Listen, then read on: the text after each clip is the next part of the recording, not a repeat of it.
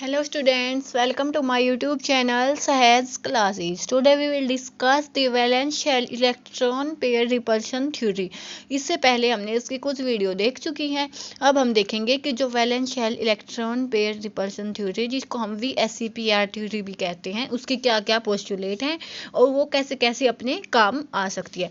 तो इसका सबसे पहले बात आती है कि ये दी किसने थी. This theory was given by Sidgwick and Powell in 1940. कि जो ये थ्योरी थी किसने दी थी, सिडग्विक एंड पोवेल ने कब दी थी, 1940. तो इसका फर्स्ट पोस्टुलेट क्या कहता है, the shape of a molecule depend upon the number of valence shell electron pairs around the central atom.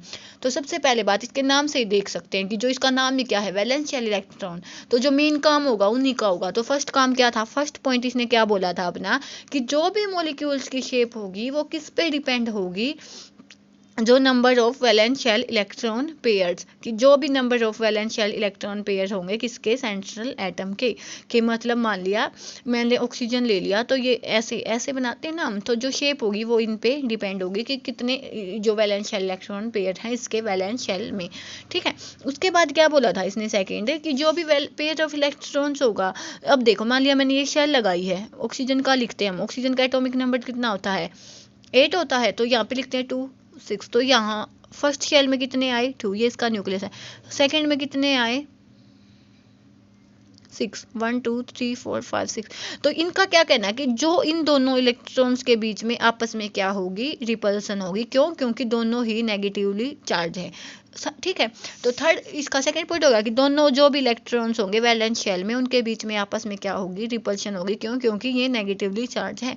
उसके बाद क्या है कि these pair should occupy minimize repulsion and maximum distance. अब इनके बीच में रिपल्शन होगी तो इनके बीच में जो डिस्टेंस मैक्सिमम कर दे, तो एक तो दो चीजें हैं, इतनी इतनी, यहाँ पे भी नेगेटिव, यहाँ पे, तो इन पे रिपल्सन ज़्यादा होगी या इन पे. तो ऑब्वियस सी बात है कि जब इनके बीच में डिस्टेंस इतना, तो आपस में कोई कॉन्टैक्ट ही नहीं बनेगा. कॉन्टैक्ट नहीं बनेगा तो रिपल्शन नहीं होगी. तो जो रिपल्शन होगी वो इस केस में ज़्यादा होगी. तो इनका यही कहना है कि जो भी बॉन्ड, जो ये पेयर होंगे ना, इलेक्ट्रॉन के पेयर होंगे, इनको क्या करना, हमें मिनिमाइज तो इनका रिपल्शन होना चाहिए और डिस्टेंस इसका क्या होना चाहिए, मैक्सिमाइज होना चाहिए.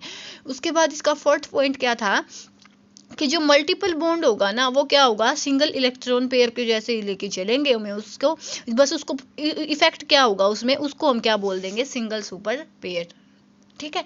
कि जो सिंगल बॉन्ड होगा, जो मल्टीपल बॉन्ड होगा उसको भी हम सिंगल बॉन्ड के जैसे ही लेके चलेंगे, लेकिन जब उसकी हाइब्रिडाइजेशन या शेप निकालेंगे तो उसको सिंगल बॉन्ड ही मानेंगे, बस उसको क्या बोल देंगे, single super pair.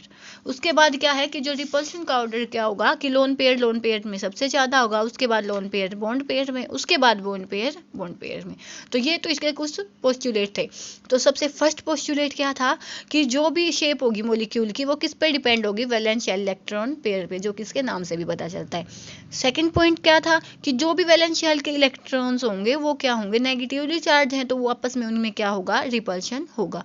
Third point क्या था कि जैसे भी उनके बीच में रिपल्शन होगा तो हमें क्या करना है कि जो उनके रिपल्शन को मिनिमाइज करना है, मिनिमाइज करने के लिए हमें क्या करना पड़ेगा, मैक्सिमाइज डिस्टेंस करना पड़ेगा. उसके बाद क्या है कि जो मल्टीपल बॉन्ड होगा उसको भी हम क्या मानेंगे, सिंगल बॉन्ड मानेंगे, सिंगल इलेक्ट्रॉन पेयर मानेंगे, बस उसको क्या बोल देंगे, सिंगल सुपर पेयर. उसके बाद हमने क्या देखा कि जो रिपल्शन का ऑर्डर होगा वो क्या होगा, लोन पेयर में सबसे मैक्सिमम, उसके बाद लोन पेयर बॉन्ड पेयर में, उसके बाद बॉन्ड पेयर में रिपल्शन होगा. ठीक है. ये तो हमने देख लिया किसके पोस्टुलेट क्या है. अब इसके बाद आता है एक फॉर्मूला.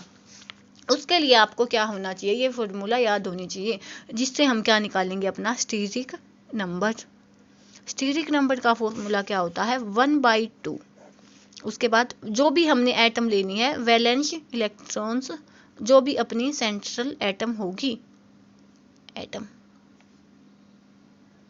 उसके बाद क्या आएगा, मोनोवैलेंट एटम. मोनोवैलेंट का मतलब क्या होता है, जिसकी वैलेंसी एक होती है. जैसे मैंने H लिख दिया तो H प्लस लिख दिया तो इसको एक में ही स्टेबल हो जाता है, तो इसकी वैलेंसी 1 हो. जैसे Cl है, Cl एक लेने के बाद स्टेबल हो जाता है. फ्लोरीन है, एक लेने के बाद स्टेबल हो जाता है, मतलब इनकी वैलेंसी एक है, तो मोनोवैलेंट एटम. उसके बाद मान लिया कोई भी कॉम्प्लेक्स हमें गिवन है, उस पर पॉजिटिव चार्ज है तो वो घट जाएगा, माइनस हो जाएगा, और नेगेटिव चार्ज है तो वो पॉजिटिव हो जाएगा. जैसे नेगेटिव चार्ज हो तो उसको हम ऐड कर देंगे और जो पॉजिटिव चार्ज है तो उसको हम सब्सट्रैक्ट कर देंगे. तो सिंपल ये फॉर्मूला आपको याद होना चाहिए।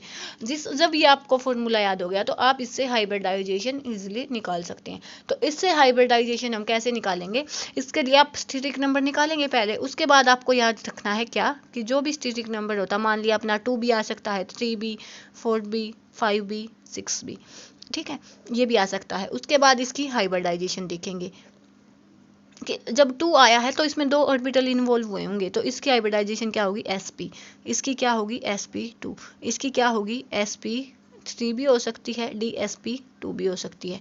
5 के लिए क्या हो जाएगी sp3d, और 6 के लिए क्या हो जाएगी sp3d2, ठीक है। उसके बाद इसकी आती है स्ट्रक्चर। sp के लिए कौन सी आती है, लीनियर, sp2 के लिए ट्राइगोनल, प्लानर, sp3 के लिए sp3 हो तो टेट्राहेड्रल, और dsp2 के लिए स्क्वायर प्लानर, sp3d के लिए ट्राइगोनल बाइपिरामिडल,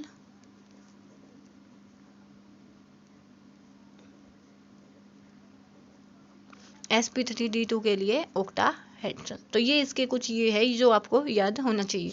जैसे मैं आपको एक मॉलिक्यूल की निकाल के दिखा देती हूँ, जैसे मैंने ले लिया SF6, तो सबसे पहले हमने क्या लेना है 1/2, उसके बाद वैलेंस शेल इलेक्ट्रॉन लेने हैं। तो यहाँ पे है वैलेंस शेल सल्फर, सल्फर का होता है 16, तो इसके जो वैलेंस शेल में होते हैं कितने 6, तो यहाँ पे मैंने लिख लिया 6। उसके बाद लेने होते हैं monovalent atom, monovalent atom F एक मोनोवैलेंट एटम है तो 6, वैसे पॉजिटिव नेगेटिव चार्ज इस पे कुछ है नहीं तो 12/2 तो 6। तो इसकी हाइब्रिडाइजेशन क्या हो जाएगी sp3d2, जिसको हम क्या बोलते हैं ऑक्टाहेड्रल। ऐसे ही अब अलग अलग मॉलिक्यूल्स की भी देख सकते हैं, नेक्स्ट वीडियो में दिखाऊंगी मैं इसके आपको एग्जांपल्स की, जैसे अलग अलग मॉलिक्यूल्स हैं उनकी हम हाइब्रिडाइजेशन कैसे निकाल सकते हैं। तो यहाँ से आप देख सकते हैं कि जैसे मैं ये दिखाना चाहूँ तो आपको देखो, आप स्क्रीनशॉट लेना चाहे तो ले सकते हैं।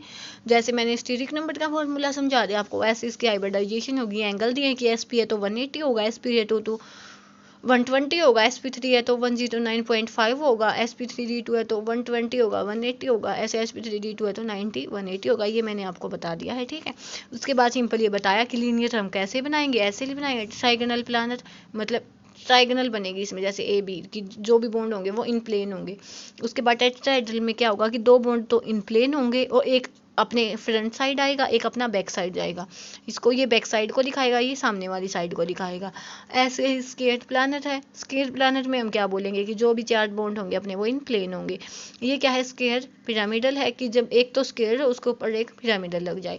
ये अपना क्या ट्राइगोनल बाई पिरामिडल, मतलब एक तो ट्राइंगल बन गई अपने, 2 अपने पिरामिडल लग गए। ऑक्टाहेड्रल में 6 होता है कि 4 तो इन प्लेन और 2 अपने आपस में अपोजिट होते हैं, ठीक है। जैसे ये 4 तो 1 2 3 4 इन प्लेन, एक अबव में आया एक नीचे आया ऐसे, ठीक है। तो यहाँ से हमने क्या देख लिया कि जो भी अपनी वेस्पर थ्योरी थी इसके पोस्टुलेट्स क्या क्या है, और उसके बाद कि जो भी इसमें हाइब्रिडाइजेशन कैसे निकाल सकते हैं हम, ज्योमेट्री कैसे निकाल सकते हैं, ठीक है। इसके एग्जांपल्स भी हैं, ठीक है। जो ये इसके एग्जांपल्स है मैं आपको कल एग्जांपल मतलब एक स्पेशल एग्जांपल्स की वीडियो लेके उसमें समझाऊंगी, ठीक है।